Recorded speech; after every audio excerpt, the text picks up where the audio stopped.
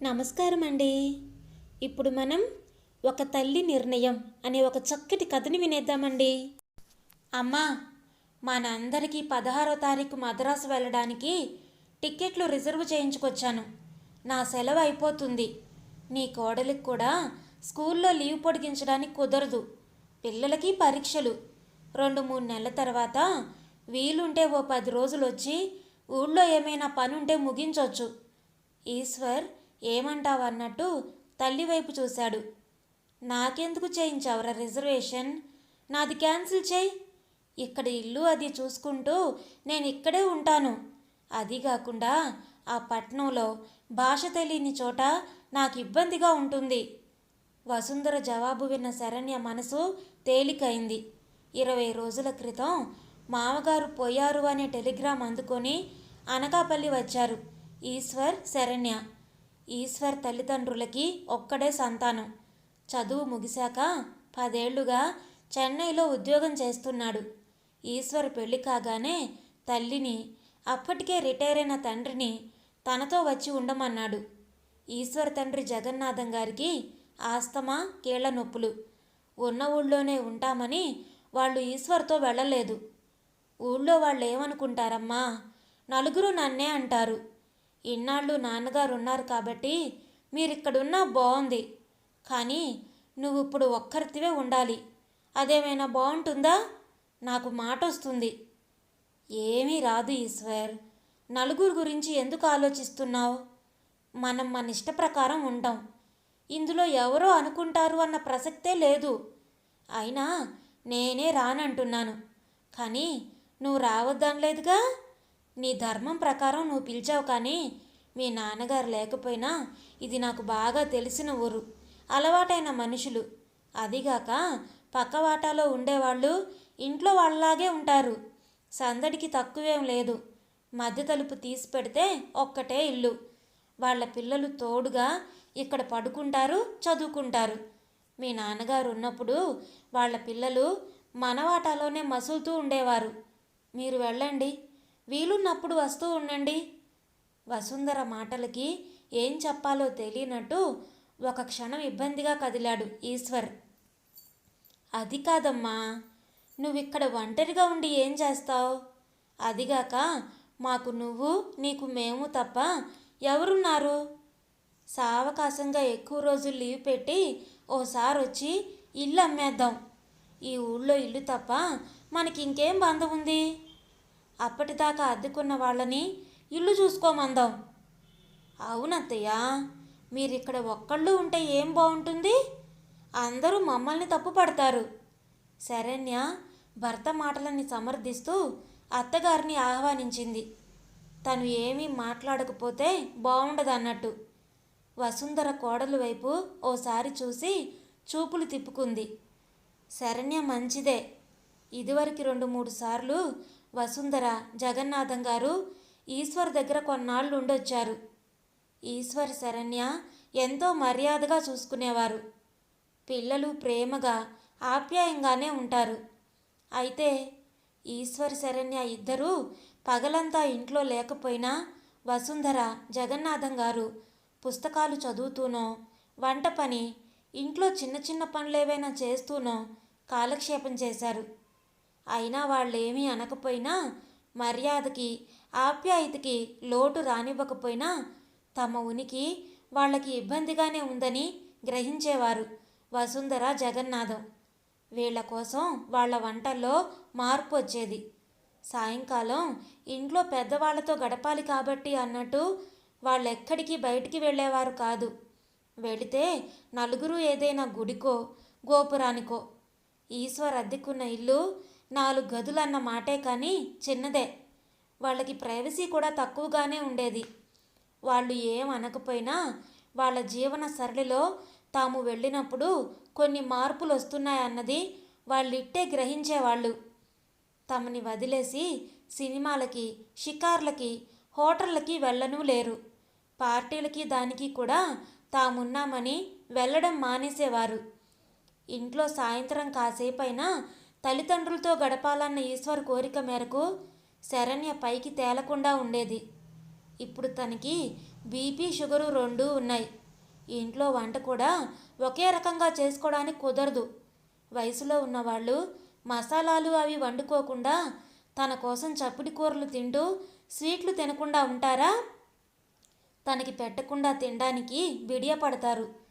తను ఈశ్వరు ఇంట్లో చేరడం అందరికీ ఇబ్బందే.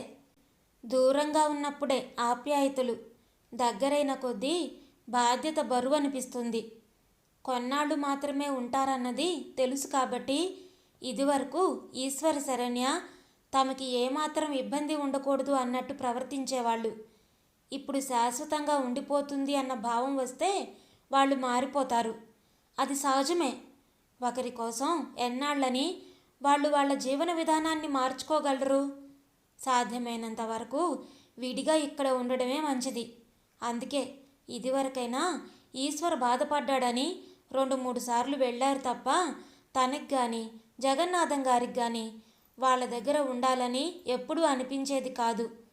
తనక్కడికి వెళ్ళడం వల్ల అందరూ ఇరుకున పడిపోతారు. తనకి భాష రాదు, నీళ్ల ఇబ్బంది, పని మనిషి ఇబ్బంది. ఇక్కడైతే డాక్టర్ దగ్గరికి తను ఒక్కరితే వెళ్ళొస్తుంది.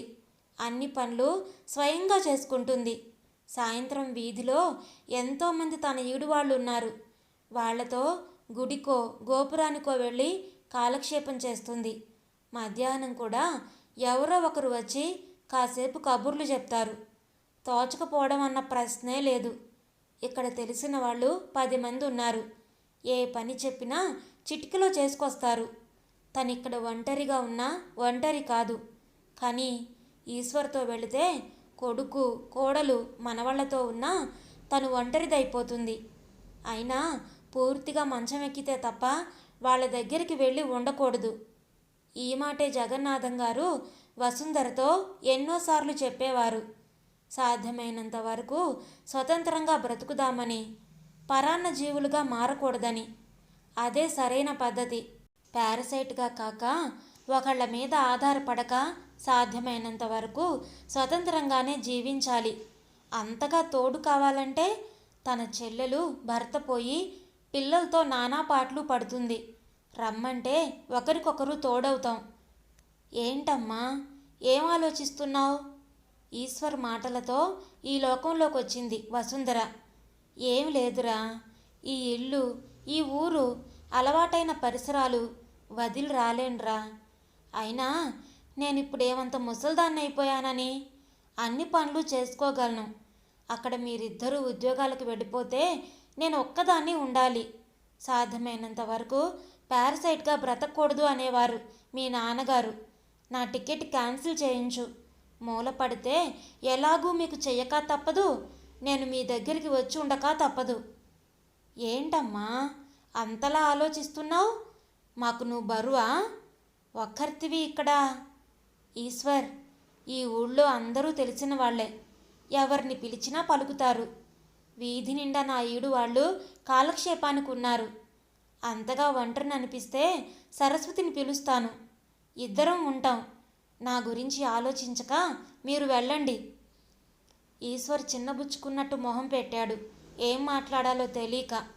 అత్తగారి నిర్ణయం శరణ్యకి ఎంతో రిలీఫ్గా ఉంది. అత్తగారు ఎంత మంచిదైనా ఆవిడ తమతో ఉంటే ఇబ్బందే. ప్రైవసీ తక్కువ అవడమే కాకుండా వంటల్లో కొన్ని పద్ధతుల్లో మార్పు చేయక తప్పదు. డబ్బంటే ఎంత పంపించినా పర్వాలేదు, కానీ తమ స్వేచ్ఛకి అడ్డు అనిపిస్తే మాత్రం సర్దుకోవడం కష్టం. అత్తయ్య గారు సరస్వతి అత్తయ్య గారిని పిలిపించుకుంటానన్నారుగా. కొన్నాళ్ళు అయ్యాక ఆవిడకి ఎప్పుడు రావాలనిపిస్తే అప్పుడే వస్తారు. మీరు మరీ బలవంత పెట్టకండి. మావయ్య గారు మసిలిన ఈ ఇంటిని అంత త్వరగా ఆవిడ వదలలేరు. మనమే అప్పుడప్పుడు వచ్చి చూద్దాం. శరణ్య ఈశ్వర్ వైపు చూస్తూ అంది. ఈశ్వర్కి కాస్త కష్టం అనిపించినా తల్లి నిర్ణయం ఓ రకంగా తనని గట్టున పడేసింది అనుకున్నాడు.